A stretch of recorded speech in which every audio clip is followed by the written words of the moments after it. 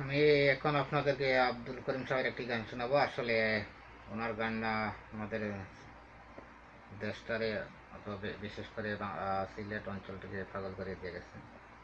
তো আসলে ওনার গানগুলো সবার পছন্দ বা গাইতে খুবই ভালো লাগে।